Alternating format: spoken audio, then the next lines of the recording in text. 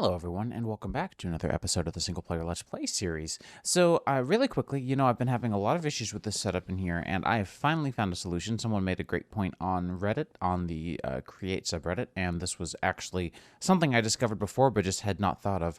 Rather than relying on a pipe system to do the item distribution, you can just use the mechanical crafter itself to do so. So, if you'll recall, what you can do on the mechanical crafter, and now that it's blocked, you actually can't see it quite so well, but you can right click here to join or disjoin the connection of the two mechanical crafters. And when they're connected, like so, where there's no line between them, so here there's a line and there's no line. When they're connected, if you input into one, it'll automatically distribute to all that are connected together. And so here, since we're only going to be inserting, auto crafters only insert one craft at a time, that means that if I craft something like the attachments, let's say I wanted 2 of these, right? It will just work. Just like that. So far the system seems to be working really well. Just wanted to bring that up because I've been running into those issues as well, trying to get today's content set up. So today, I want to get started with a lot of industrial foregoing. Mainly, I want to get started with pink slime production, and I think that we're going to do our pink slime production over here because I don't want it to have anything to do with our main base setup. I want this to be completely offline and separate from the rest of everything else, aside from the fluid importing, which is pretty easily done by use of the dimensional tanks. We'll need to grab some of those while I'm thinking about it. So let's go ahead and auto-craft one of those guys up. But in between episodes, I haven't really been up to all that much, just cleaning stuff up around here, making sure that everything's named correctly, and so far, so good. In today's episode, though, we're going to need to make a couple of things. We're going to need to make an animal feeder, which is going to help us breed our animals together automatically. A baby separator. We're actually going to need 2 of these to separate the babies from the grown-ups, and then again, the grown-ups from the now new baby pile that we've created. And then we're going to have to slaughter them in the end of this whole process, because the slaughter factory here is going to produce for us not only liquid meat, which is helpful, which is something else that I need to account for, but also pink slime, which is very, very, very helpful to have. So let's go ahead and get started, because pink slime is in fact the gate to our next huge set of progression. You'll see here the dissolution chamber. A lot of great tools are blocked behind getting that, and this guy in particular is first thing to catch my eye is this fella. Not too terribly bad to craft, actually. But there are a lot of other things that we can craft with pink slime once we get there too, including a lot of different modules and a handful of other infinity tools.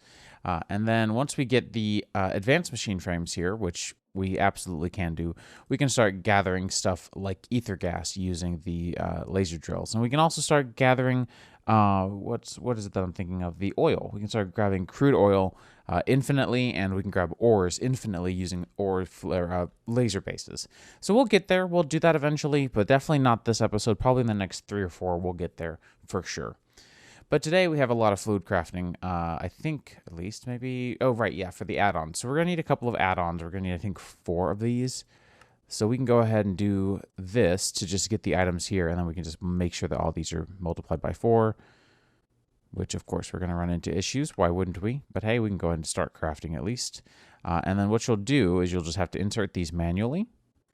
I didn't show you guys how to use this last time, but if I insert these and then I lock it, that's going to lock the input, so that if I take everything out of here, right, and I try to shift click in again, last time all 8 of the redstone dust went into these 8 slots, but now if I do this, it's only going to go into its corresponding slot, so that should be helpful. Let's go ahead and grab the glass that we need, and this is going to get us those range upgrades. Now, in the meantime, let's go ahead and get Mob Slaughter Factory made. We're going to need that. We're going to need 2 axes. I think everything else we have easily-ish automatable. Purple dye might be a bit of a challenge. We should have roses. Yeah, there we go. Oh, wrong one. There we go. And you should be done with a craft, and we'll go ahead and get the next craft going.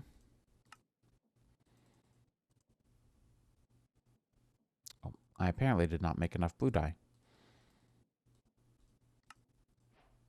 There we go. Animal feeder is pretty straightforward. The animal baby separator is pretty straightforward. We're going to need 2 more gold gears. Go and get that animal feeder, though. And now we just need 2 mob slaughter factories. Ah, right. Not 2 mob slaughter factories, 2 baby separators. That's right. Glad I caught that before I did it, because that would have been annoying. So now that we have these, we should be good, and we can unlock the input now. And let's go ahead and show off how these work in general. And let me make sure that I think I have a handful of mob imprisonment tools, but I don't think any of them have particularly helpful mobs in them. So we may have to capture... we have cows. Yeah, cows will work. Yeah, that'll work. That's actually perfect. So we're going to need to set up an area for them, of course, which is not really that big of a deal. We should have those dimensional tanks as well, right? Yes, we do. Look, so the auto-crafting is working perfectly right now for the multi-block auto-crafting. So I'm thinking something like this area here would be pretty good. I'm just going to flatten it out a little bit because mob farms don't really tend to do well when they're, well, not flat. So, yeah. Oh. I have exposed a cave. Cool. So anyways, we will go ahead and fill this in a little bit. And what we can do from now is go ahead and get everything somewhat set up. So here's the thought process that I have. We will use a garden cloche. You've seen these before, I hope, but this is the same thing that we've used in the past. And using a piece of dirt and a piece of seed, I don't know why I said a piece, but just a seed, we will grow wheat. And so wheat will grow, and that will be funneled straight into our self-isolated animal feeder, and we will get that set up as well. So I like to get these set up... I like to get these built while setting them up because there's some complications at times. So let me show you what I mean. The input for the working area for the animal feeder is initially incredibly small. It is exactly this one block. So I could make this a very compact farm. I think that's pretty lame and also pretty cruel. So I'm going to put in this range upgrade. Now that I've got the range upgrade, I know exactly how big I need to make this first farm. And that's sort of the biggest thing that I'm always concerned about myself, is making sure that the area is big enough. So that's where we're going to start. I don't know what kind of wall I want to put down as a first layer. I like to do my farms 2 layers tall, 1 layer for wall, and then 1 layer for fence at the top. And I'm not really sure what kind of wall I should make here. So maybe I should do...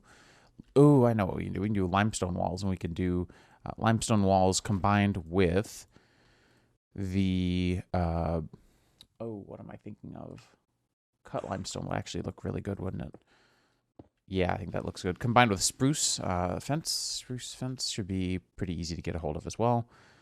Yeah, I think this would look the best. I really like the spruce combo, personally, with when it comes to... limestone and spruce. Sorry, my words are all over the place today. I really, really like this combo personally. So yeah, what we'll do is we'll have something like this laid out so that we can, you know, connect everything together. And then in the corners, I like to do, like, probably in this case, a spruce. You know, we haven't used any of the beams yet, I don't think. Let's do a spruce beam. I wish I had taught my sawmill how to do that. I'm still going to do beams. It just means that now I have to get the flux saw out and I have to do this manually, which is not the greatest inconvenience, but it is definitely an inconvenience. So let me get some of this built up, and when I get this first farm done, I'll show you kind of what the work process is, and we'll get through the rest. And I'm actually going to be lazy and just toss these down right here. And, of course, turn my magnet off. That's the one thing I wish immersive engineering machines would do, is actually consume the items so that they can't be magneted. But I also totally get it. All right, so let's get started by testing this little setup out as is. We're going to go ahead and get our cows put down into our area that we have set up. And you'll see this animal feeder has a huge UI with plenty of space for items. And so what we can do is we can go and hide the working area, and we can set our food input up pretty easily here. All we have to do is take we'll do a voiding upgrade. And then we'll grab a drawer, which has not 1 but 2 slots. If you'll remember, we had these in the past, and these will work just fine. And what we'll do is we'll just go ahead and put you there, you there. Of course, this is going to need energy on the top, and we're going to sort the energy piece out now. So we're going to need 2 water sources here and here. Our aqueous accumulator right in the middle. Our fluid pipe can go right in here to the bottom, and then we'll put the attachment. We'll just grab a basic attachment for this. We don't need anything too fancy. We'll put the attachment right there. And so now fluid will start to come in here. Again, we still need power. So what we can do is just use an entangled block here, because we're going to need power for a bunch of other things as well. And so rather than making a special case for this one machine, I think it'd just make more sense to do everything more or less the same-ish. So let's go ahead and bind that right here. Let's tell you to go into our main power. And then, of course, we're going to need an energy pipe that goes into the top, because there's no other way for this to get energy except for the top. And then we'll give you energy as well, like so. So now we should be producing wheat. And now there's only one other thing left. We need to put our void upgrade in there. And we also need to put a pushing upgrade. What is it called? Not push upgrade. Here we go. Pusher upgrade. Oh, I really haven't taught you how to autocraft hoppers, have I? Well, that's a shame. And so what the pusher upgrade will do is if we put it in here, we can right-click on it to change the direction we push in. And if we look at our map, you can see my little player moving around on the map. North is the direction we need to go. So we're going to push all our items north. But we don't want to push wheat seeds in there. So I'm not sure how we're going to avoid that unless we had a... I wish there was a way to filter that. This may be slightly unsolvable in this scenario. Let me see. At the very least, you can see that it is working. We are, in fact, breeding up animals, so that's nice. I'm also going to give it a little bone meal bonus. That way it'll be a little faster, but I'm still trying to figure this part out. I think we're going to have to put this part on pause. I don't think that's going to necessarily work the way I was hoping it would. But I'm going to put a stack of bone meal in there just to kind of help it along. Okay, so what I've done is I've set this up to... Oh, never mind. I guess that did not work. No, maybe it is working. I'll have to watch it. I think this might work. We will just have to see. Right now it's running through the cycles, and I'm hoping that we're only going to see wheat in here. We'll see, though. Let's wait for one more successive craft, I guess. But what I've got so far is just a trash can here to filter things out, and then our animal feeder there. And the filter... I can't get filters to work here, unfortunately. But I want to make sure that seeds 100% of the time go into that bottom slot. If they don't, that's okay, but still. Ideally, they will. We'll go ahead and grab our wrench and disguise this as some other block. More than likely, I'm going to go with the spruce beams because I think they look really good. And then we can just do something like that. And then I'll clean this up at some point. The only downside of the setup is, of course, the fact that there is not really much I can do about this number. I could probably move this down, to be honest. Maybe I'll do that real quick. So filtering it when it's separated definitely seems to work. I think it's just when it's all one block together that there might be a slight bug there. But there we go. This setup definitely looks a lot better this way. And what we'll do is we will just cover this up once again. Like so. And this I'm okay with. That one little block, totally fine with how that looks. Anyways, rambling aside, we now have babies. And what we're going to do is just grab some wheat to quickly accelerate the growing process here because... ain't nobody got time for that. Make sure that we have everything grown up. And in the next handful of seconds, everyone should grow up to full size. We want to keep this part of the farm pretty decently populated because the animal baby separator here does not really particularly care if it is... if it's separating exactly the right kind or exactly the wrong kind of entity. So if it's all babies here and there's not going to be enough on this side to keep growths up to a decent speed, it doesn't care. It's going to separate them anyway. So we don't want that at all. We want to make sure that we are good to go there. So we're going to avoid that or hopefully avoid that. We'll see in a couple of different ways. So what we can do is apparently just let our babies out. That's not at all what I wanted to do. What we can do is go ahead and get our baby separator put in. And I'm trying to think of exactly how we want to do this. The baby separation cell does not have to be particularly big, I'm thinking. So we could probably get away with making it really, really small. Like make it just a 1 block small cell. I'm not really sure because we got to separate babies out and then babies in. So here is how that works. We want to move babies, and we're going to show the working area, and that's obviously not acceptable, so we're going to put a range upgrade there. And so now any babies over here will get moved into the center cell when this receives power. Right now there's no power, so nothing to be concerned about. And then we're going to reverse it, show your working area. That is facing the wrong way. It's so hard to tell with these sometimes, so the working area checkbox is so helpful. And we're going to switch this to say moving adults. We only want to move adults into a much bigger cell. Once again, we're going to go with another full-sized cell here. At least decently full-sized. It doesn't have to be completely full-sized. Let's grab some more beam.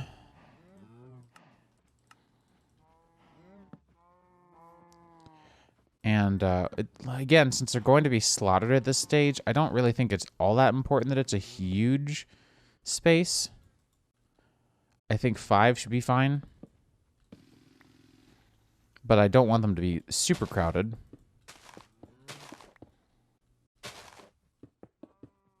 And so we'll just make another one of these really quickly, like so. I'm going to go and just connect that there because we can, and I'll grab one more limestone to make sure that I can finish up the wall here. Cut, polished. Yep, there we go.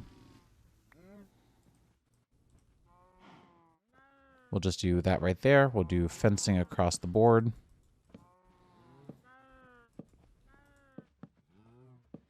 And then, once we get all the fencing done here, we can go ahead and get the lanterns up and get the rest of this working. So what we'll do is we will use a mob slaughter factory on this side right here. I believe these face away from you. Yes, they do. And once again, tiny working area. Tiny working area. So we're going to make that a significantly bigger working area, like so. Might be a little too big, actually. Uh-oh.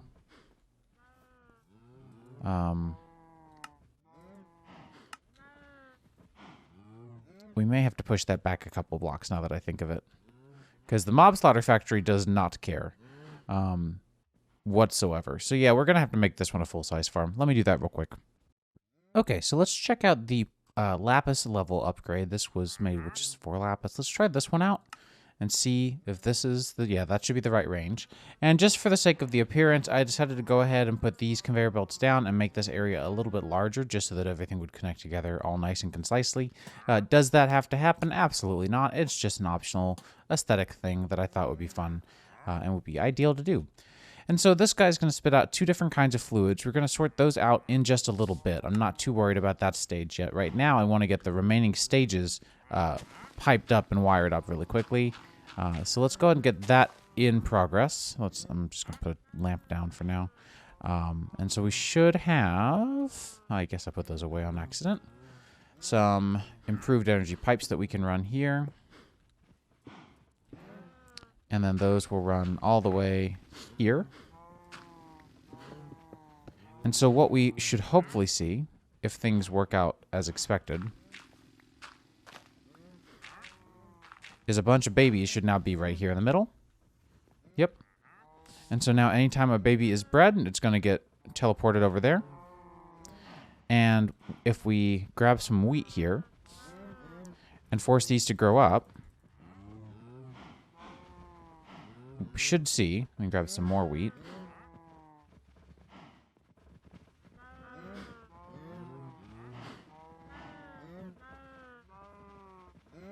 Go on. Grow up. Okay, I think that there are a few. Now we have a full-sized cow. I wanted to test that it wasn't getting suffocated, and it's not, so that's good. And then it got moved over because it got inside of the little area of effect. It's a little bit overcrowded right now because we had all these cows at once, so do remember that this delay here is just artificially caused by the fact that we had all these cows here. Right now I'm going to set this to run with a redstone signal, so that's going to put it on pause entirely, and I'm going to move around these cows because I do think that we still need a slightly larger supply of adults on this half before we should be trying to do anything with slaughtering yet, because we just don't quite have enough cows, in my opinion, to get to that point where slaughtering is optimal. At least in my opinion. So let's go and move these guys over. I'll get them grown up. And then I think once this supply of cows is all grown, that should be most certainly enough. All right, so I feel like at this point we are good on our cow supply. So we're going to start moving babies over.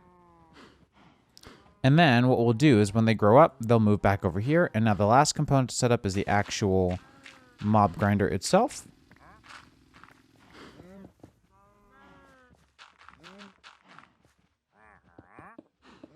Like so. And we can use this guy as a test because he's just been getting in the way.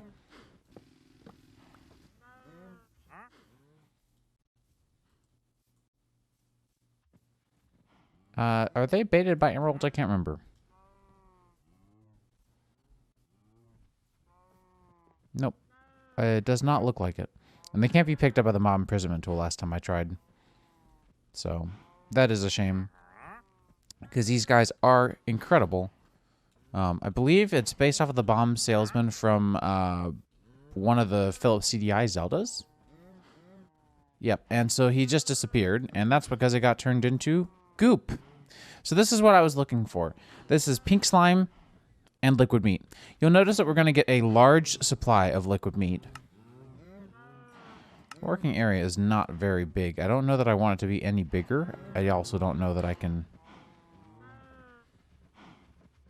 do much here.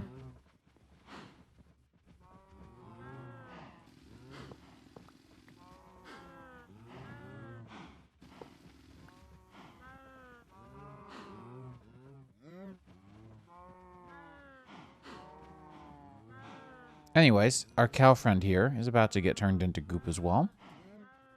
And just like that, we have 220 pink slime. So you notice that from the neutral villager, which I think is actually a passive villager, but the neutral villager, we got 20 pink slime. But from one full-grown cow, we got 200 pink slime. That's the ticket. That's why we did this entire setup. It may seem overcomplicated at first. As you may be wondering, well, if you just need mobs to kill, why don't you use a spawner? Why don't you use something that you already had running? Why don't you make an ender that's really quick? Because they are really quick. Why don't you do, you know, half a dozen other things, right? I don't really like that. I wish you wouldn't. Can I shift right click to make you not? No, fair enough. You know, there are all these other alternatives that I could have done, and I chose to do this because the pink slime rate for passive mobs and for specifically farm animals, if I remember correctly, is extraordinarily high when compared to everything else. I'm trying to figure out how I can get this piece here to work a little better. I may just have to suck it up and put a barrier wall down. And the reason that we're waiting for them to become full-grown adults is that you see right now we have 200. If I put a baby down, you'll see that a not full-grown is only going to... Oh, it also gets us 200. Wait a minute. So that could make this really simple, actually. Please wait. So I believe something like this is still going to yield us quite a bit of pink slime, as you can see. And not nearly as much liquid meat, which is totally fine. So I'm okay with this setup. A little bit less... what's the word I'm looking for? It's a little bit more simple, but that's okay. You know, it's fine. So now the last thing that we have to do is we just got to get the fluids out into dimensional tanks, and that is probably the simpler-ish part. It's not the hardest. Fluid tanks and fluid pumping is still a little bit incomplete in my eyes. Like if I wanted to filter things out, I find that still to be relatively difficult to do in a lot of situations. But we do have a couple of different kinds of tanks that we can use, and that will help us here, I think. So we might... I was hoping that we might be able to use like a full block tank to do something with here, but I don't know that we can. Maybe we can. So let's do this. What we can do is we can tell, in this UI, we can specifically push meat out of the left and push pink slime out to the right. And then, from here, we can put that into a dimensional tank using some fluid pipes and using the attachments. So let's go ahead and get our dimensional tanks down. We are going to change, of course, to private and private. And I don't remember. I think 5 was the last frequency we had free, because 4 is latex, 3 is resin, 2 is biodiesel. So let's do 5 for meat and 6 for pink slime. Come on, there we go. 6 for pink slime. And we will set you up here and here with some decently good attachments, and that's going to drain these, right? So now that these are empty, we at least know that whenever they're empty, they're not going to mix up their fluids. And then we'll just grab that bucket to get the pink slime quest done. And now we can start to get into some of the more advanced machinery once we get this all set up in our main network. Now, at this point, you've already seen me do half a dozen different setups for filtering through and importing fluids at a fixed amount, so I'm not going to do that again on camera. I am going to call the episode here, but I hope you guys enjoyed, and do let me know if there's any feedback you have for me on this. I was not aware that the babies could be used. That's something that I think has changed since Mine Factory Reloaded, and I honestly have just been using enders to do this in the past, so I'm relatively unfamiliar with this process, and haven't done it since MFR, and so I guess maybe either things have changed or I misremembered. Either way, you learn something new every day, and I hope you guys enjoyed. I'll see you soon. Bye.